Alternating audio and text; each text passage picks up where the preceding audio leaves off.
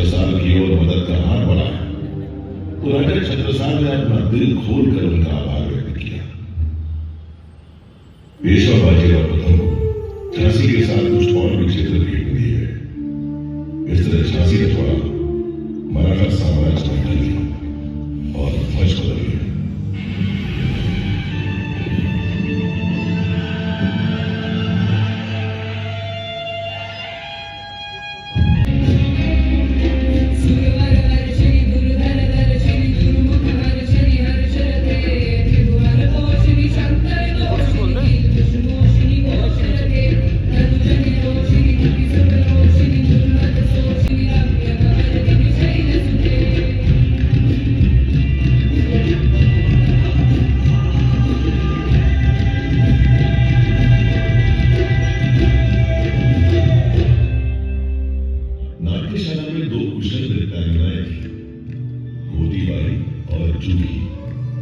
मैंने स्वयं देखा कि कैसे नृत्य का अभ्यास छोड़कर वे रणभूमि में तलवारबाजी और घुड़सवारी के गुर सीख गए।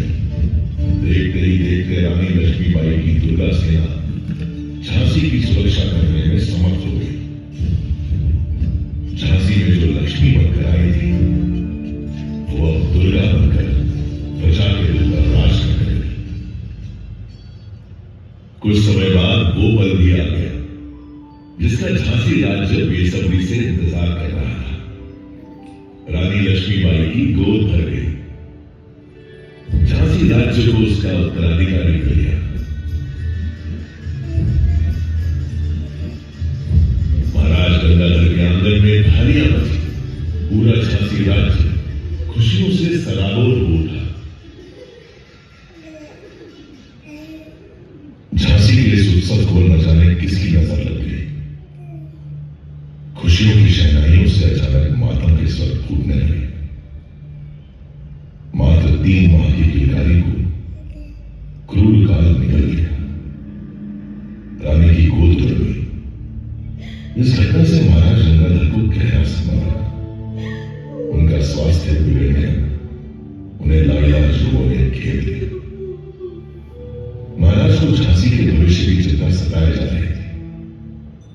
झांसी के राज सिंहासन को वारिस मिल सके, इस उद्देश्य से उन्होंने अपने ही वंश के एक बालक को गोद ली थी। महाराज गंगाधर और रानी लक्ष्मीबाई ने इस दत्तक पुत्र का नाम रखा दामोदर राव। अभी झांसी के भविष्य की सुरक्षा गांवाडोल ही थी। बिठूर में पेशवा बाजीराव ने मुझे देश प्रेम, स्वधर्म और स्वराज की शिक्षा दी थी। अब समय आ गया है कि मैं उनके द्वारा बताए गए स्वराज के मार्ग पर ही चलूं। इसके लिए चाहे मुझे अपने प्राण ही क्यों न त्यागने पड़े, मैं एक दिन स्वराज की पताका जरूर फहराऊंगी। गीता में लिखा है, हतो वा प्राप्स्यसि स्वर्गम जित्वा वा भोक्ष्यसि महीम् तस्मादुत्तिष्ठ कौन्तेय युद्धाय कृत निश्चय। कि जैसे कृष्ण भगवान ने अर्जुन को रणभूमि में कहा था कि युद्ध के दौरान अगर मारे जाओगे तो स्वर्ग की प्राप्ति होगी, अगर जीत हुई तो पृथ्वी पर राज्य का आनंद लोगे। सो हे कुंती पुत्र, उठो और युद्ध करो।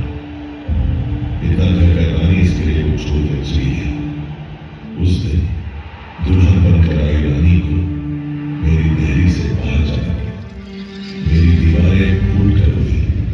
मेरी प्राचीर की छाती पर बंदुआ दाग की तरह काट दिया गया फिरंगी हुकूमत का झंडा।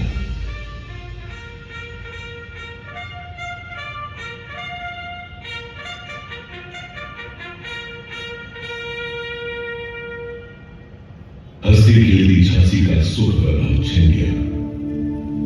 अंग्रेजी हुकूमत ने न केवल आम जनता को प्रताड़ित किया बल्कि रानी का अपमान करने का भी कोई मौका नहीं छोड़ा। रणनीति के अनुसार रानी अपमान का यह करवा कूट पीने के लिए मशगूल थी। इस कठिन समय में एक दिन पेशवा नाना साहब का संदेशा लेकर रानी के पिता मोरो पंत जी उनसे मिलने आए। बेटी रानी, पेशवा का तुम्हारे लिए संदेश है कि तुम्हें झांसी राज्य की कमान संभालनी होगी।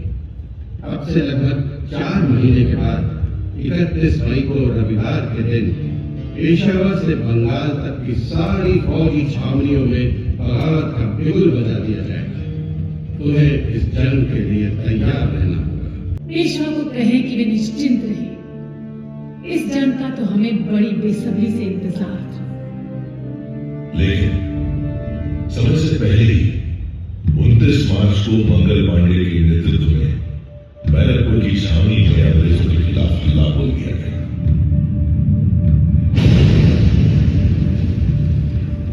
मंगल पांडे की शहादत का शुभ समाचार दिया, लेकिन 10 मई आते आते मेरठ में भी बगावत की शुरुआत हुई, जो दिल्ली को आजादी दिलाने तक जा पहुंची। अब बारी थी झांसी।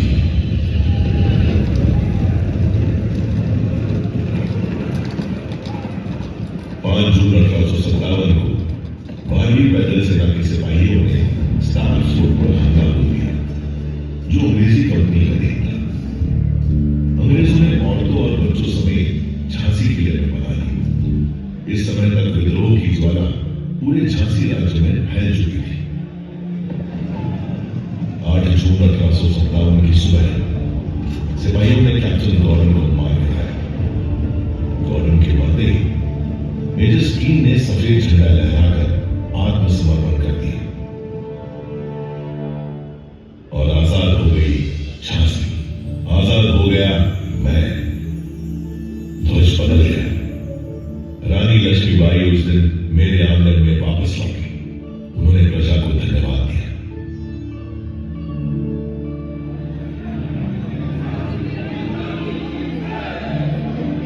मुझे गर्व है आप सभी, आपके हौसलों पर, आपकी बहादुरी पर। अगर आप लोग इस लड़ाई में अंग्रेजों के खिलाफ खड़े न होते तो हम ये जंग कभी नहीं जीत पाते। लेकिन याद रहे, खतरा अभी पूरी तरह से टला नहीं है। हमें चौकन्ना रहना होगा। लेकिन अंग्रेजी फौज ने अपने पीछे खड़े दिया। रानी लक्ष्मीबाई की रणनीति विफल हो चुकी थी। उन्हें स्वयं ही अंग्रेजों का सामना करना था। रानी लक्ष्मीबाई और उनकी सेना युद्ध के लिए तैयार थी, लेकिन विश्वासघात के लिए नहीं। लड़ाई के 11वें दिन पीर अली और दुल्हंजू ने किले का ओछा द्वार खोल दिया।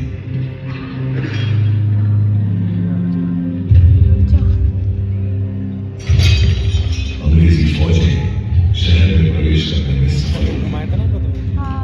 इधर किले के बुर्ज पर पहले गौस खां और फिर थोड़ी देर बाद मोतीबाई भी शहीद हुई। रानी लक्ष्मीबाई ने अपने 3 सबसे होनहार सैनिकों को खो दिया। आज भी इस किले की मिट्टी में ही सुपुर्दे खाक है ये शूरवीर। रानी अंग्रेजों का डटकर मुकाबला कर रही थी, लेकिन परिस्थितियां झांसी के विरुद्ध होती जा रही थी। उस समय अंग्रेजों को भ्रमित करने के लिए बहादुर झलकारी बाई रानी लक्ष्मीबाई का वेश धारण करके युद्ध भूमि में उतर गई। वेशभूषा के कारण झलकारी को रानी समझकर उनसे युद्ध कर गए। झलकारी ने रानी लक्ष्मीबाई और उनके पुत्र की जान बचाने के लिए अपने प्राणों की आहुति दी। तभी मैंने देखा कि कैसे अपने घोड़े पर सवार पीठ पर ममता की चादर ओढ़े हुए रानी लक्ष्मीबाई मेरे किले की टूटी हुई दीवारों से गुजरी और देखते ही देखते मेरी आंखों से ओझल हो गई।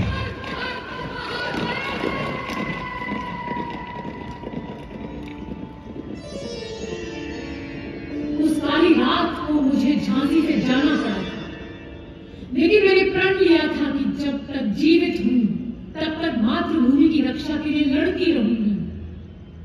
मेरी इस लड़ाई में ग्वालियर के सैनिकों ने मेरा साथ दिया और मैंने बिना लड़े ही जीत लिया ग्वालियर का किला।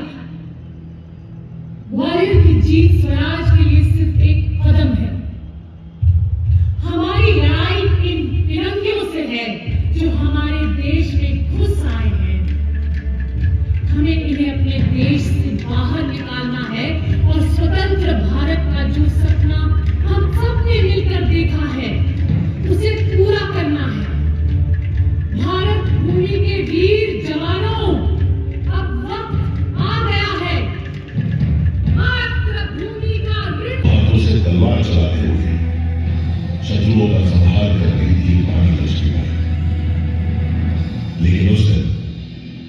रानी का विश्वास पात्र घोड़ा उनका साथ न दे सका। एक नाले के पास पहुंचकर ठहर गया। रानी को हुसार रस्ते में घेर लिया। ठिठक गया समय, ठिठक गई दिशाएं, ठिठक गई थी मेरी भी सांसें। दुश्मनों से घिरी रानी आंधी प्रवचन की तरह लड़ती रही। तभी एक अपघाती दरिंदे ने उनकी बस्तियों के पास तलवार से वार किया। रानी चोटिल हो गई। उनके शरीर से खून बह रहा था, पर वो तो खूब लड़ी मर्दानी, वो तो झांसी वाली रानी थी।